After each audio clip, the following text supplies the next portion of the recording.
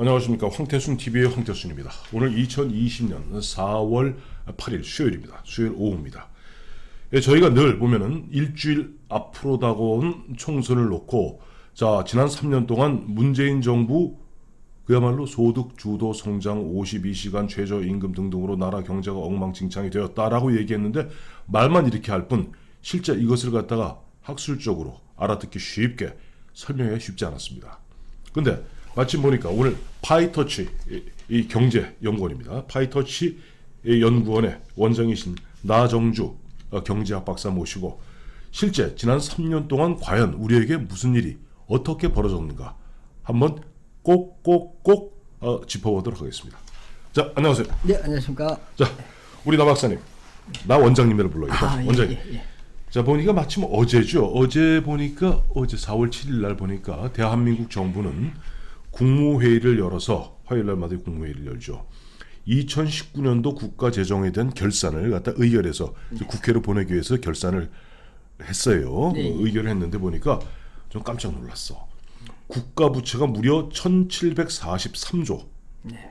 그중에 이제 국가, 중앙정부 및 지방정부가 갖고 있는 채무가 728조. 네.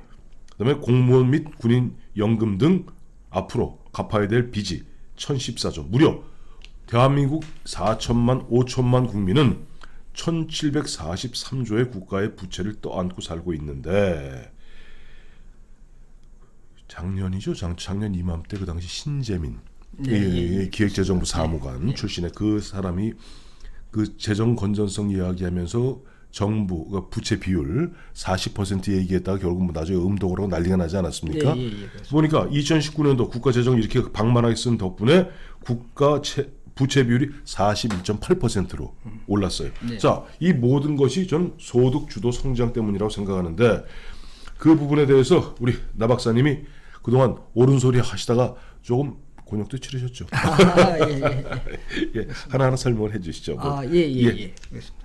자료를 좀 저희가 이제 그때 그 박사님 말씀하시면 그때마다 하나씩 올려갖고 올리겠습니다. 다 준비를 해놨으니까. 그 이제 자료를 보시면은 이제 전년 같은 분기 대비해서 우리 민간 소비하고 정부 소비가 얼마만큼 변화했는지 소득 주도 성장 전과 후 대비해서 얼마큼 변화했는지 추이를 보여주겠습니다. 그래서 중앙에 있는 그 점선은 이제 16.4% 최저임금을 확 올린 그 시점이 되겠습니다. 그래서 그 소득주도 성장 정책을 본격적으로 시행하기 전에 보면 그 빨간 게 이제 정부 소비고 파란 게 이제 민간 소비인데 민간 소비가 또 증가했고 정부 소비하고 같은 이렇게 트렌드를 이루다가 그 전에까지 쭉 그랬죠.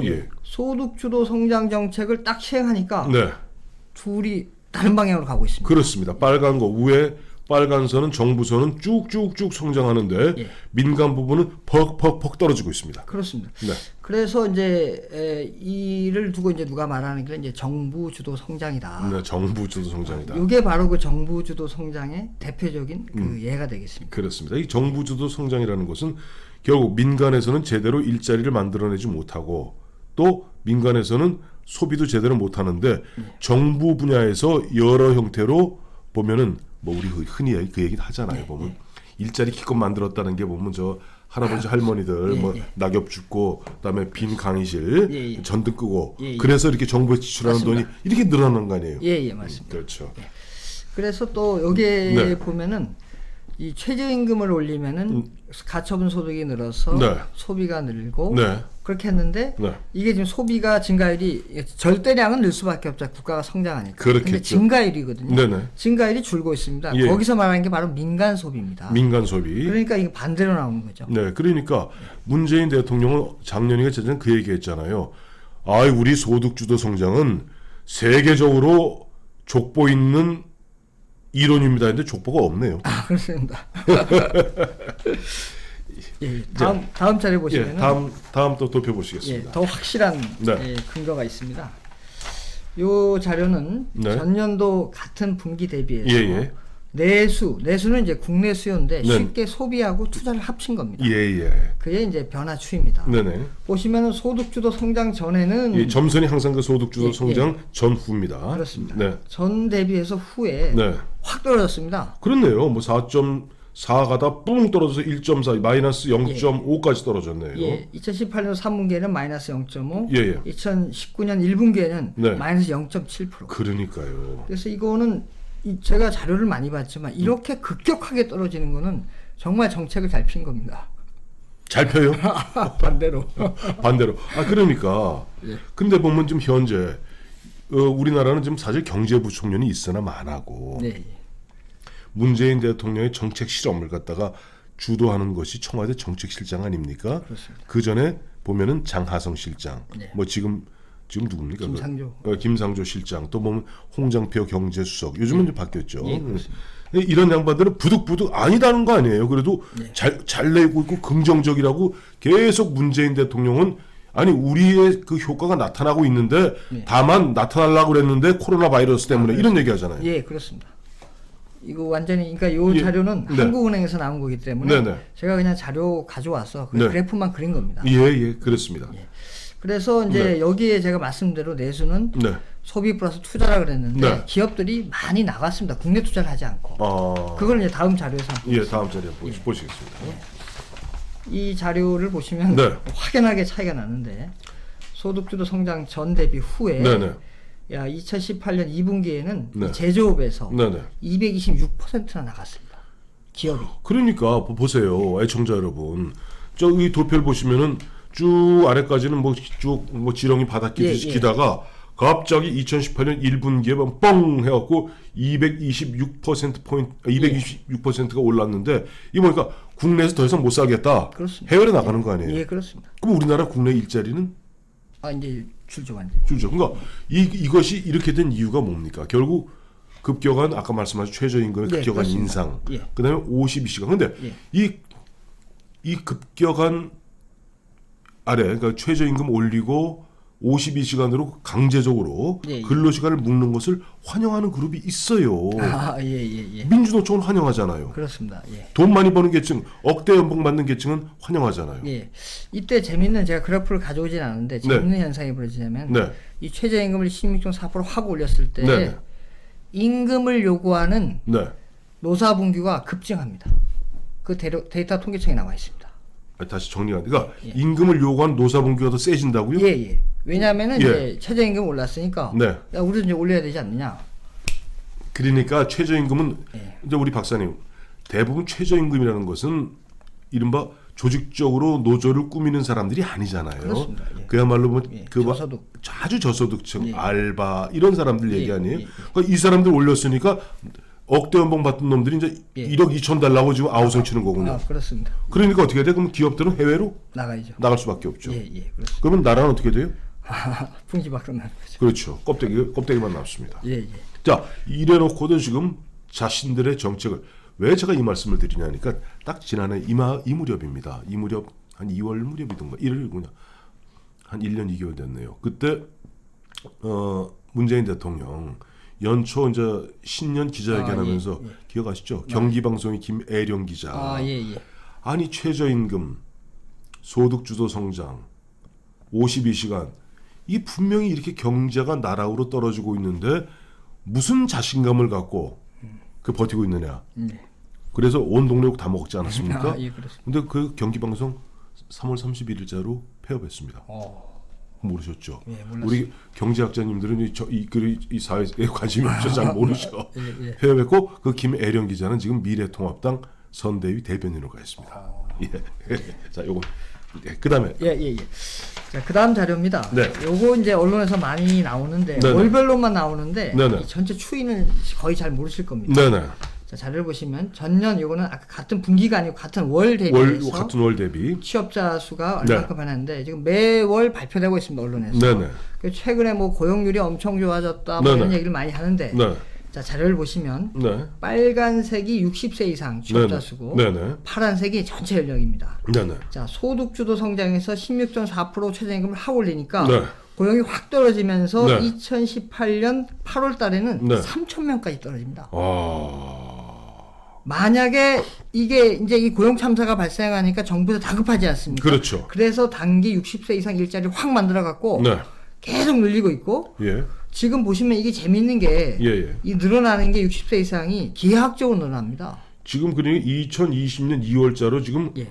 이게 57만 명이 그럼 60세 이상이 57만 명 늘은 겁니다. 늘고 전체 인구는 49만 명 늘었으니까 60세 이하에서는 오히려 8만 명이 일자리가 없어진 거네요. 그렇습니다. 예. 근데 이게 이제 문제는 뭐냐면 예. 이 57만이 네. 이게 전년도 같은 월이니까 이게 네. 2020년 2월이니까 2019년 2월에도 많이 늘었는데 네. 또 2018년도 2월에는 뭐 그런데 2019년도 2월에 많이 늘었는데 네. 2020년 그 월 대비해서 57만 명이 늘은 거니까요. 예, 예. 엄청난 많은 인원이 60세 이상이 늘은 겁니다.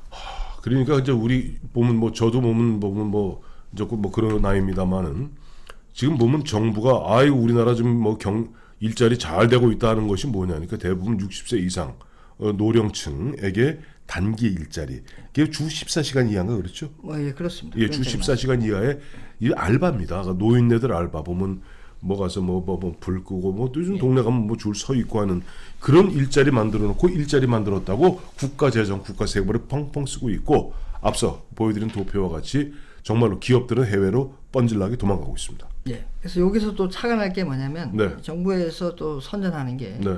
거기에 이제 상용 일자리가 있습니다. 예, 상용 일자리. 예, 임시 일자리, 용직 말고 네. 상용 일자리. 상용은 저기 1년 기간입니다. 1년 이상이면. 1년 그래서 이상. 그 예. 15시간 이상, 주당은 15시간 이하인데 네. 그 기간은 계약 기간은 1년 이상이 되는 겁니다. 그러니까 이제 질이 좋아졌다. 야, 그러니까 주 15시간 이하로 하되 예. 하여튼 기간 그러니까 1년만 하면은 상용으로 해갖고 좋은 일자리다가 주 15시간이면 하루에 월화수목 주 5일에 일한다고 치면은 하루에 3시간 일하는 거네요.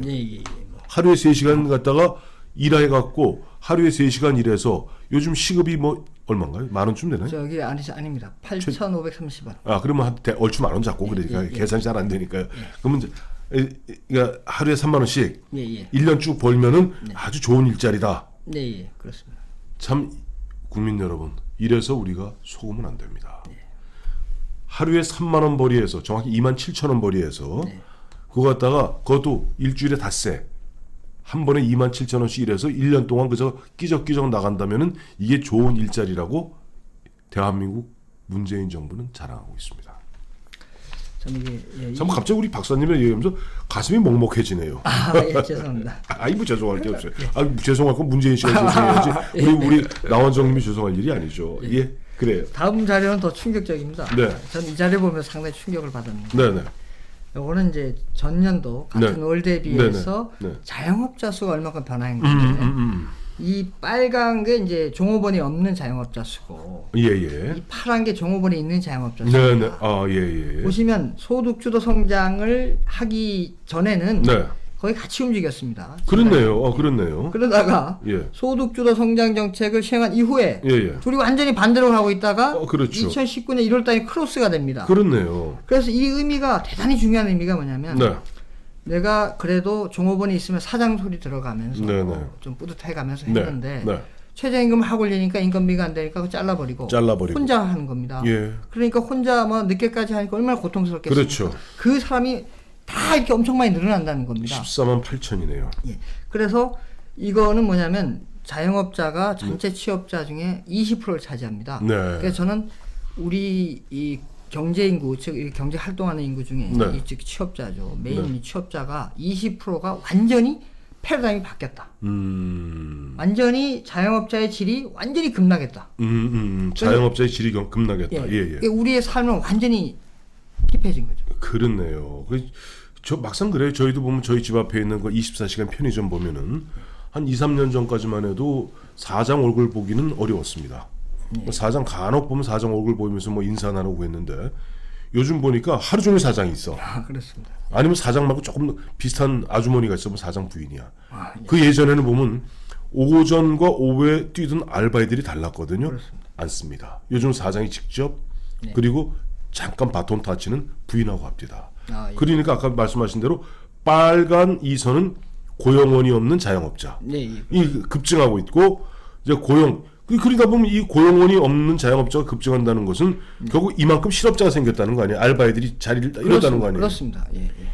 아이고 참 그러고도 참 잘했다고 이야기하면서 하니 전 그래요. 이번 2020년 좀 4월 15일 총선에서 이 자영업자들, 그다음에 소상공인들이 뭐 대거 어떻게 보면 정부를 심판하지 않겠나라고 생각하는데 또 그 와중에 또 코로나 변수가 있어서 어떻게 될지 좀 두고 봐야 될 것 같습니다. 그래서 저는 이 자료는 좀 유심히 봐야 된다 생각합니다. 우리가 그냥 개별 단위로 자영업자가 어렵다 이렇게 얘기만 했는데 전체를 나타내는 자영업자를 봤을 때 더 충격적이지 않습니까? 네, 그렇습니다. 이게 정말 저도 이거 보고 깜짝 놀랐어요. 아이고. 자, 다음 또 설명해 주시죠. 다음도 또 충격적인 자료입니다. 요거는 이제 균등화 처분 가능 소득 5분위 배율인데 이 말이 어렵습니다. 쉽게 얘기하면은 소득 상위 20%를 하위 20% 나눈 겁니다. 그러면은 요 값이 커지면 클수록 분배 격차가 커지는 겁니다. 그만큼 불평등이 커진다는 얘기죠. 그렇습니다. 그래서 값이 크면 나쁘다 이렇게 생각하시면 됩니다. 그래서 자료는 2003년부터 2019년까지 분기별로 가능했습니다. 그래서 분기별로 봐야 됩니다. 분기별로 보시면 1분기에 가장 높았던 게 2018년인데 5.95. 그러니까 제일 안 좋았다는 얘기죠. 그렇죠. 1분기에 제일 안 좋았던 시기가 2018년도 분배가 2분기에 제일 안 좋았던 게 2019년 작년이네요. 5.3. 아이고. 그 다음에 3분기에 가장 안 좋았던 게 2018년 5.52. 근데 이때가 재밌는 현상이 있습니다. 2019년도에 지표가 5.37로 발표되니까 청와대에서 발표를 했습니다. 뭐라 발표했냐? 이게 작년에 비해서 많이 줄었기 때문에 드디어 소득주도 성장의 성과가 나타나고 있다. 참 기가 막힌 얘기입니다. 근데 뒤에 보시면 4점대도 있거든요. 근데 5.37 가지고. 그렇네요. 보니까 잠깐 보니까 여기 보면은 그 글씨가 작아서 안 보실 때 제가 읽어드릴게요. 그냥 우리 화면 작으니까 2012년도는 그 보니까 2012년 4.98. 박근혜 정부 시절인 2013년에 5.05, 4.73, 4.45, 4.5. 그러니까 박근혜 정부 때는 굉장히 3분기에 있어서 굉장히 소득 계층 간의 격차가 줄어들었네요. 그렇습니다. 그런데 오히려 보면은 좌파 정부인 문재인 정부 들어와서 어떤 계층 간의 격차가 확 늘었는데 지금도 보면 좋아졌다고 희희낙낙하고 있습니다. 자, 4분기를 보시면 2018년도 5.47입니다. 물론 3분기 때 2007년도에 5.52로 2018년 동률을 이루는데 이게 글로벌 금융위기니까요. 그렇죠. 그래서 이제 핵심은 이 자료 전체가 글로벌 금융위기도 포함되어 있는데도 불구하고 어떻게 1분기, 2분기, 3분기, 4분기에 분배가 가장 안 좋아진 게 2018년도 19년도. 그렇네요. 딱 이거네. 2018년 그 다시 한번 보여드릴게요. 보면 이렇게 그 빨갛게 친 부분이 그 이제 분기별로 최고값이 안 좋은 겁니다. 여기서는 좋은 게 아닙니다. 이 최고값이 보니까 2018년, 2019년에 쫙 모여 있네요. 어떻게 이럴 수가 있는지. 그것이 바로 보면 문재인 정부가 입만 열면은 그야말로 우리나라를 갖다 바꿀 것이라고 얘기했던 소득 주도 성장, 그다음에 평화, 평등 얘기했던 결과가 고작 이겁니까? 그러니까 지금 우파는 자유를 중시하고 좌파는 평등을 중시하는데 그렇죠. 분배를 중시하기 때문에 이 좋아져야 되는데 완전히 역설 현상이 되었어요. 그러니까요. 참 보면 이런 역설을 갖다가 근데 국민들이 보면 이런 걸 갖다가 좀 체감하기에는 참 쉽지 않아요. 왜 이런 부분들을 갖다가 보면 사실 정치권에서도 소상히 설명을 안 해줘요. 정확히 못 해줘요. 그러니까 어느 정당이든지 보면은 당리 당략과 어떻게 보면 그런 눈앞에 집권 이런 데만 욕심이 있다 보니까 좀 큰 거시적인 매크로한 얘기를 못 합니다. 그렇습니다. 다음 설명해 주시죠. 다음도 또 충격적인데. 충격의 연속입니다. 충격이 너무 많습니다. 소득 하위 20% 가계, 즉 최저임금을 적용을 많이 받는 그룹이 모여 있는 그런 가계의 근로소득 변화율을 수입니다. 이것도 이제 전년도 같은 분기 대비해서 얼만큼 변화했는 걸 보는 건데 총 데이터가 2003년도부터 2019년도까지 가용한데 총 64개 분기가 가용합니다. 64개. 그것을 나쁜 순으로 근로소득이 줄은 순으로 순위를 매겨봤습니다.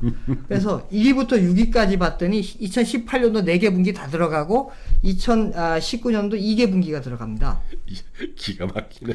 2018년도에 무슨 일이 있었습니까? 16.4% 최저임금을 확 올렸고. 그렇죠. 2019년도 뭔 일이 있었습니까? 10.9% 올렸지 않습니까? 그렇죠. 두 자릿수 이렇게 연거푸. 어떻게 1위부터 6위가 이게 다 나오는지 이거는 참 데이터가 봤지만 이런 거는 참 보기 드뭅니다. 그렇네요. 보면 1위가 2018년도 4분기인데 네. 4분기인데 이때 보니까 전년 동기 대비 근로소득 변화율이 36.8%. 즉 뭐냐니까 그 1년 전에 비해서 36.8%를 갖다 까였다는 겁니다. 그렇습니다. 월급이. 예. 그러니까 가장 어려운 계층, 그러니까 하위 20%가 전 5분기로 나눴을 때 제일 밑에서부터 20%까지 가장 어려운 계층이 더 살기 어려워졌다는 그 이야기죠. 이 좌파 정부들이 보면 문을 없는 자들의 노동자 농민들의 물을 대변한다고 입만 열면 얘기했는데 그 결과가 고작 이겁니까? 그래서 여기 또 주의할 사항이 예. 지금 뭐 언론이라든가 또 정부에서 발표한 거는 네. 근로자 상위 20% 하위 20%를 비교하더라고요. 이거는 근로자가 아니고 가게. 예. 네. 그또 그 문재인 대통령 그 얘기도 했잖아요. 그 근로 안 하는 사람은 국민도 아닙니까? 아니 근로 하고 싶어도 예. 일자리가 없어서 예, 시간이 줄어서 예. 못하는 사람이 그야말로 점점점 늘어나고 있고 또 보면 멀쩡하게 다니던 직장에서 내몰려서 조그만 구멍가게 하고 있는 사람도 있는데 그런 사람들은 뭐 사람 아닙니까? 꼭 민주노총, 한국노총에 가입해야지 사람입니까? 문재인 대통령님. 그러니까 이게 저기 가게를 포함한다는 것은 네. 최저임금이 확 올라서 이제 일자리에 이런 사람들이 포함되니까 네. 근로소득이 주는 거고 네. 근로자만 하면 당연히 최저임금을 올렸으니까 당연히 올라가겠죠, 당연히. 일자리가 있는 사람들은. 예. 그 일자리 있는 사람들이, 아시죠, 원장님? 얼마 전에 보니까 어디 건설 현장에 예. 양대 노총이 대판 쌈버리잖아요. 이제 그동안 이렇게 해갖고 그야말로 멀쩡한 거 잡아 뜯어서 그야말로 무슨 황금알 않는 거인 양 디립다 빼먹고 나니까 이제 일거리가 없네. 네, 예. 그러니까 이제 보면 어느 건설사에 가서 민주노총 사람들, 이쪽 한국노총 사람들 서로 붙어갖고 거기다 사업주한테 윽박 지른 거 아니에요? 예, 예. 우리한테 일거리 맡겨라. 예, 예. 그래서 자기들이 대판 싸웠잖아요. 예, 예. 이런 일이 벌어지는 거예요. 또 여기 가져오지는 않지만 재밌는 현상이 네. 그런 이제 강성 노조가 네. 노사분규를 많이 하니까 네. 어떤 현상이 벌어지냐면 네. 자동화가 촉진됩니다. 그래서 우리나라가 네. 2007년 기준으로 자동화가 네. 만 명당 750대고 일본은 이제 308대입니다. 반도 안 됩니다. 우리가 더 자동화가 더. 훨씬 많습니다. 그래서 OECD 국가 중에 자동화 제일 높습니다. 우리나라. 그러니까 자동화가 많다는 것은 뒤집어 이야기하면은 단순 노무자는 일자리를 다 잃는다는 얘기네요. 뭐 그럴 수도 있고, 예, 특히 제조업이 지금 제가 말씀드린 건 제조업이. 제조업이. 예. 제조업 기계 많이 하는데, 그러니까 제조업에 보면은 이제 강성 노조가 많지 않습니까? 네. 그러니까 사업주 입장에서는 네. 아니 자꾸 이제 데모해두고 하니까 그렇죠. 사람 더 뽑는 것보다는 장비로 자동화 시키는 게 더 좋습니다. 그래요. 뭐 똑같은 예는 아니겠습니다만은 예전에 보면은 이렇게 우리 식당 가면은 이렇게 뭐 다 사람들이 하는데 요즘 키오스크라고 그러나 이렇게. 예, 그렇습니다. 벤딩 머신이라고 그러나? 예, 키오스크. 키오스크라고 그래서 다 주문하니까 그다음에 주방장 외에는 사람이 없어요. 일자리가 없는 거죠. 아, 예, 예. 이제 그 자동화가 이제 두 가지씩만 있는데 네. 하나는 이제 제조업에서 자동화, 그건 이제 산업 로봇들이 이제 하는 거고. 예. 제가 방금 그걸 말씀드렸고 지금 황 대표님께서 말씀하신 네. 거는 네. 이제 대인 서비스, 사람을 상대로 하는 예. 서비스에서의 이제 자동화인데 키오스크인데 그거는 이제 최저임금을 확 올리다 보니까 그 사람들이 대부분 대인 서비스 제공하는 사람들이 뭐 커피 알바라든가 그렇죠. 음식점 알바 이 사람들이 다 최저임금 대상자입니다. 야. 그래서 또 4차 산업혁명이 또 촉진됐습니다. 그 때문에. 참 깝깝합니다. 자, 다음 전월 그다음에 이거 참 오늘 우리 나 원장님 모시고 속 시원한 얘기들을 하려고 그러는데 속은 시원합니다만은 가슴은 먹먹해집니다. 아, 예, 그렇습니다. 네. 이것도 또 한 번도 경험해보지 못한 이제 자료가 나오는데. 많이 듣던 얘기입니다. 한 번도 경험을 해주었다. 예. 전년도 같은 월 대비해서 예. 소비자 물가지수 변화 추이입니다. 예. 이 데이터가 가용한 게 이제 1966년도부터 그렇네요. 2020년 2월 달까지 가용합니다. 예. 그래서 여기에 보면 IMF 기간도 들어가고 글로벌 금융위기도 들어갔는데 예. 마이너스를 경험한 적은 한 번도 없습니다. 증가량이. 근데 유일하게 한 번 있습니다. 2019년 9월 달에 마이너스 0.4. 그래서 한 번도 없는데 유일하게 한 번도 경험해보지 못한 이제 경험하게 됩니다. 마이너스 0.4. 근데 궁금한 게 하나 있어요. 원장님. 원래 소비자 물가 지수가 떨어지면 좋은 거 아닌가요? 아닙니다. 그렇지 않습니까? 그렇지 않습니다. 제가 설명을 드리겠습니다. 그래서 2위까지 말씀드리면 또 2019년도 8월 달하고 네. 10월 달에도 이제 0 해갖고 예, 2위가 됩니다. 역대. 예. 그래서 무슨 얘기가 있었냐면 이제 디플레이션 얘기가 있었습니다. 디플레이. 그래서 디플레이는 뭐냐면은 전 물품에 대해서 네. 장기간 동안 이게 물가가 하락하는 건데 통상 장기간 6개월 이상을 얘기합니다. 네네. 그럼 무슨 얘기가 있냐면 이거는 수요가 감소해서 네. 경기가 침체하는 걸 얘기합니다. 그래서 나쁜 겁니다. 그렇군요. 예, 그래서 경제가 원래 성장을 하면 어느 정도 인플레이가 발생합니다. 약간의 거품이 생기겠죠. 적당한 예, 발휘됩니다. 예. 그래서 지금 그런 또 질문이 있습니다. 어떤 질문이냐면 네. 최저임금을 많이 올리면은 물가가 상승한다 그랬는데 네. 이거 왜 하락하냐? 이런 또 기자가 질문하더라고요. 예. 그래서 이제 요거는 이제 그 현상을 잘 몰라서 그럽니다. 그 안에 보면 소비자 물가 지수는 평균을 낸 겁니다. 460개 물품의 평균입니다. 예. 그럼 460개 안에 네. 서민이 많이 먹는 김밥이라든가 설렁탕은 엄청 많이 올랐습니다. 그렇죠. 그런데 요거는 최저임금을 적용받는 대상자들의 임금이 오르니까 거기에 음식값이 오르는 겁니다. 예. 근데 그 품목 플러스 뭐가 있냐? 공산품들. 이제 경기가 안 좋아지니까 수요가 떨어지니까 그렇구나. 물가가 뚝뚝 떨어진 걸 다 평균 내다 보니까 이렇게 됩니다. 그러니까 우리가 이 흔히 이야기하는 이제 이게 또 하나의 좀 매직인데 우리 서민들이 늘 접하고 있는 이런 부분에 있어서는 분명히 물가가 뻥뻥 뛰는 것 같은데 이가 수치로 나타내면 소비자 물가 지수는 하락해서 디플레이션이 생기는군요. 그러니까 이제 완전 디플레이션은 아니고 이제 공포 디플레이션이 한 6개월 이상 지속돼야 되니까. 네, 그렇군요. 그다음 네. 그다음은 이제 요거는 잘못 알고 있는 아주 이거 상식입니다. 네네. 지금 많은 뭐 TV에 토론할 때도 많이 나왔는데 네네. 평균 연간 근로시간인데 2017년이면 네. 주 52시간을 적용하기 직전입니다. 네네. 18년도 적용했으니까. 네. 그래서 절대 수치를 보시면 OECD 국가 중에 우리가 멕시코 다음으로 높습니다. 네, 그런데 이거를 이제 TV에서 많이 얘기합니다. 그렇기 때문에 우리는 주 52시간 해야 된다. 근로자가 혹사한다. 혹사당한다 이렇게 얘기하죠. 그런데 아주 중요한 걸 빼먹었습니다. 밑에 빨간 걸 보시면 거기에 OECD 통계를 제가 그대로 갖고 있는데 뭐라 돼 있냐면 시간에 따른 변화 추이는 국가별로 비교가 가능하지만 특정 연도 2017년도의 국가별 수준은 절대 수준은 자료 출처가 다르기 때문에 비교하는 것은 부적절하다. 쉽게 얘기하면 측정 기준이 틀린 겁니다. 어떤 나라는 근로시간을 이걸 포함하고 어떤 나라는 포함하지 않고 그래서 절대 시간은 비교하지 말라고 OECD에 분명히 명시가 돼 있는데 요거 쏙 빼고 이걸 강조합니다. 이걸 갖고 바로 뭐 ILO가 뭐 저 권장한 소득 주도 성장이라는 것은 ILO에서 나왔던 이야기고 그것이 바로 세계적으로 족보 있는 정책이다라고 주장한 거군요. 주 52시간. 주 52시간. 그래서 그 뭐 이것 때문에 우리가 많이 혹사하고 있다 이 지표를 많이 인용했는데 분명히 이거는 잘못된 겁니다. 그렇군요. 그래서 제가 다음을 그러면은 시간에 따른 변화는 국가별로 비교가 가능하다 했지 않습니까? 그렇죠. 그래서 한번 비교를 해봤습니다. 이게 주 52시간을 적용하기 직전 2011년부터 17년 사이에 평균 연간 근로시간이 얼마큼 변화했는지 변화율입니다. 우리나라가 OECD 중에 가장 높습니다. 마이너스 5.5%. 그러니까 주 52시간을 적용하기 직전에 벌써 우리나라 시장에서 가장 많이 시간이 줄고 있었던 겁니다. 근로시간이. OECD 평균은 마이너스 1.4인데 훨씬 더 우리는 거의 5배 더 빠르게 줄고 있었습니다. 그래요. 보니까 보면 뭐 저 심상정 씨 같은 경우는 재작년 대선 때 나와서 그 얘기 하더라고요. 그때 이제 주 52시간 그때도 쟁점이었거든요. 근데 딱 심상정 후보가 화를 내면서 우리는 주 40시간입니다.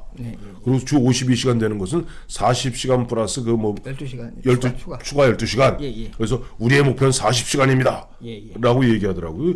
근데 이 도표를 보니까 우리 대한민국도 보면은 사실은 평균 근로시간 변화는 꾸준하게 그래도 보면 줄고 있었어요. 근데 문제는 제가 주변에서 사람들 만나보면은 지금 우리나라 가장 큰 문제가 52시간제를 강제하는 거 아니에요. 그렇습니다. 탄력 근로가 안 되잖아요 지금. 법적으로 최대 동의하면 3개월까지 가능합니다. 탄력 근로가. 근데 그거 갖고 잘 안 되죠. 택도 없죠. 그래서 1년까지 하자. 1년까지 하자고 그러면 노조에서 발칵 뒤집어지잖아요. 그렇죠.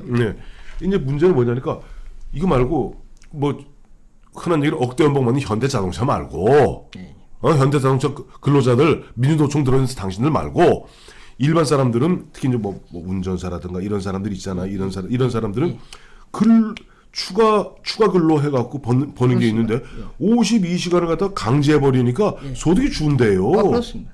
그래서 지난번에 나타난 현상이 경기도 그때 서울도 그렇고 막 버스 요금을 이렇게 주니까 운전사들이 임금이 주니까 데모해갖고 그거 충당해달라. 그래서 결국 어떻게 했습니까? 저도 피해자인데 시외버스 타고 다니는데 올랐습니다. 그때 이재명 지사가 나와서 국민께 죄송한다고 어쩔 수 없이 올려야 된다 올렸지 않습니까? 그리고 노선도 끊겼습니다. 맞아요. 노선 많이 끊긴다고 그랬어요. 이게 도대체 뭐 하는 짓인지 모르겠습니다. 왜냐하면 시장에 맡겨두면 자동으로 흡수되고 대부분 다 주 40시간 일합니다. 그렇죠. 근데 특수한 그 분야가 있거든요. 그런 데는 뭐 시장에 맡겨야 되는 겁니다. 그 근로자가 동의했고 하면 되는데 왜 나서갖고 이렇게 전체 예외 없이 한 바람에 많은 문제가 발생하고 있지 않습니까? 그게 바로 이제 가장 큰 문제가 문재인 정부가 이제 좌파 성향이다 보니까 국가 사회주의예요. 국가 사회주의로 국가가 모든 것을 통제하고 왜 일반 국민들은 너희는 어리석은 자들이니까 우리가 똑똑한 386 운동한 이 사람들이 알아서 해줄 테니까 너희는 그저 하라면 그냥 해라. 이 국가 사회주의가 결국 우리나라를 갖다 오늘 이렇게 망쳤는데 오늘 나정주 원장님 모시고 이렇게 쭉 도표를 보고 역시 백문이 불여일견이군요. 100번 귀로 듣는 것보다 확실히 그림으로 보니까 지난 문재인 정부 3년 소득 주도 성장이 어떻게 대한민국을 갖다가 그야말로 침체와 그 깊은 추락 나락의 늪으로 빠져 밀어 넣었는지 한눈에 들어오네요. 그렇습니다. 한두 군데가 아니고 전부냐. 그렇습니다. 그래요. 오늘 저 나 원장님 나와서 좋은 오늘 도표 애써서 만드는 도표 갖고 우리가 눈으로 확인하면서 한 방에 빡 들어오네요. 그렇습니다. 그래요. 나 원장님 감사드리고 또 틈틈이 나와서 이 어려운 경제 좀 쉽게 풀어주시기 부탁드립니다. 감사합니다. 감사합니다.